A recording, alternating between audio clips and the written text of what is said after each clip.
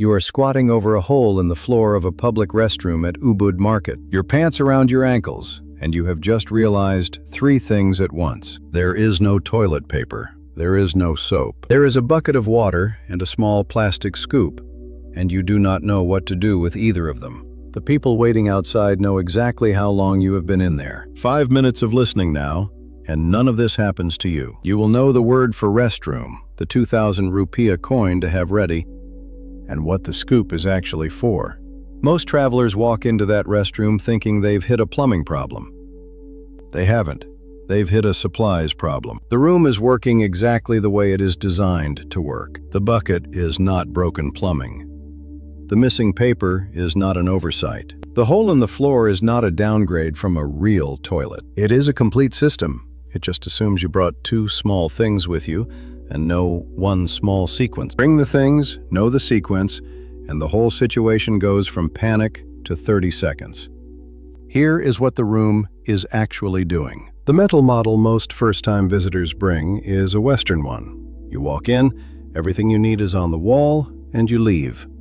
In Indonesia, the room is built around a different assumption. The building supplies the water, you supply the paper, the soap, and the coin. That is why the bucket is there. It is called a bak mandi, a small tank of clean water that sits next to the toilet, refilled by the attendant. The little plastic scoop floating in it is called a gayung. Together they are the cleaning system. Water, not paper, is the default across most of the country, and in a lot of places, it is the only option offered. The plumbing is also built for that assumption. The pipes are narrow and the pressure is low. Paper goes in the bin, not the bowl, because the bowl cannot handle it. Once you see the room this way, the moves get simple. 6 moves, in order. Step 1. Before you leave your hotel in the morning, put 3 things in your bag: a small pack of tissues, a small bottle of hand sanitizer, and a 2,000 rupiah coin, or a 5,000 rupiah note if you have one. That is roughly 13 to 33 US cents. Skip this step and you will end up doing the rest of the video on hard mode. Step 2. When you need a restroom, ask for the kamar kecil. That is the everyday word, literally small room.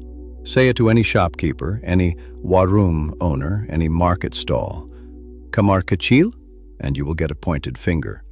If there is a hand-drawn sign on the wall, it will usually say toilet or WC, which reads the same as it does in English. Step 3. The entrance. If there is a small table with an attendant sitting next to it, or a saucer with a few coins in it, that is the fee. 2,000 rupiahs is standard, 5,000 at nicer spots or transit hubs. Hand it over, say terima kasih, walk in. Do not walk past the saucer pretending you didn't see it. The attendant is also the person keeping the room clean and the bucket full. The coin is what pays for that. Step 4. Inside the stall. If it is a squat toilet, you face the raised end, not the wall. Feet on the 2 ridged pads. Pants and everything in your pockets go up around your thighs, not down around your ankles. Phones and coins have been lost to that mistake. If it is a Western-style toilet, you already know what to do. Step 5. The cleanup. This is the move the hook promised. The scoop in the bucket is the gayung.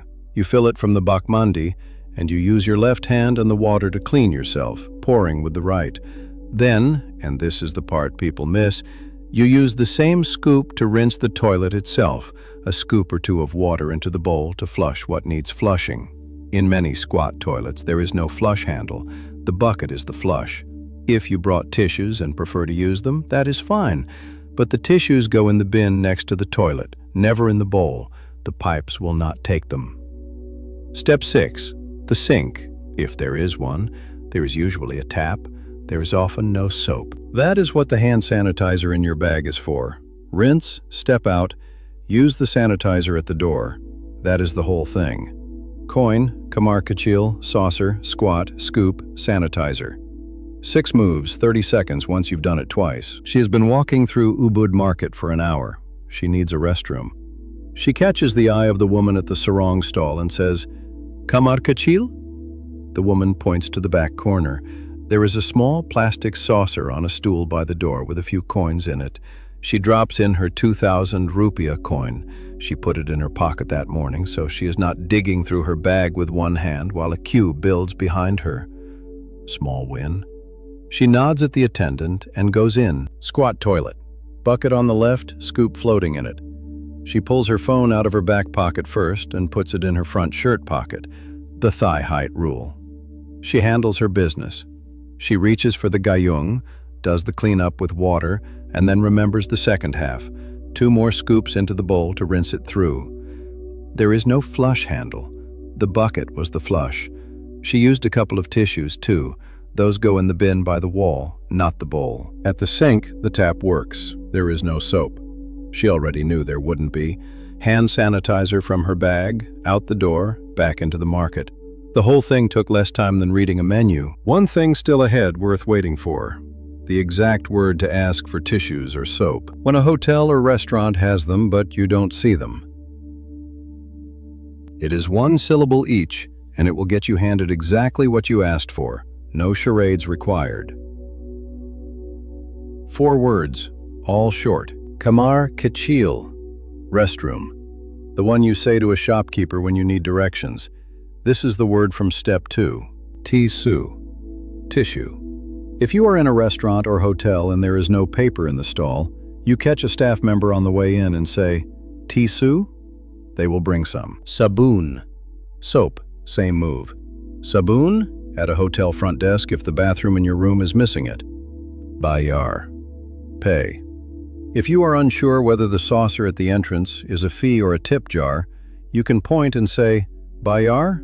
and the attendant will nod yes or wave you through. That is the whole vocabulary set for this situation. 4 words, and the room stops feeling foreign. Here is the version you screenshot. Carry tissues, sanitizer, and small coins.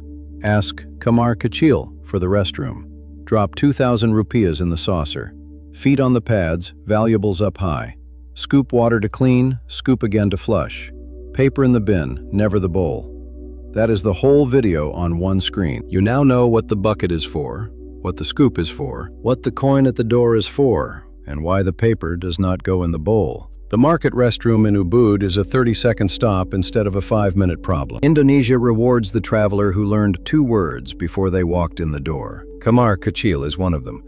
There are maybe 20 more that will change how the whole country feels to move through. I made a video on the best ways to pick up enough Bahasa Indonesia to actually use, including a lazy method most travelers have never heard of and would probably never try on their own. There is a card popping up on the right of your screen right now.